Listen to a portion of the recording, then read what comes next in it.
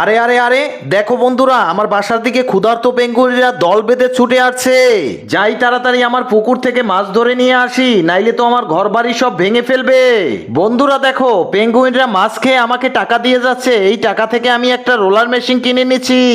এবারে দেখো, মাছগুলো সরাসরি পুকুর থেকে পেঙ্গুইনদের কাছে চলে যাচ্ছে। আর ক্ষুধার্ত পেঙ্গুইনগুলো মাছ পেয়ে আমাকে প্রচুর পরিমাণে টাকা দিচ্ছে।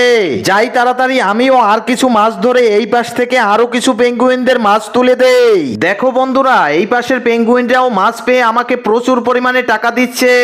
এইবারে এই টাকা থেকে আরো একটি রোলার মেশিন কিনে নিলাম। এখন পুকুর থেকে দুই পাশ থেকে সমানে পেঙ্গুইনদের কাছে মাছ চলে যাচ্ছে।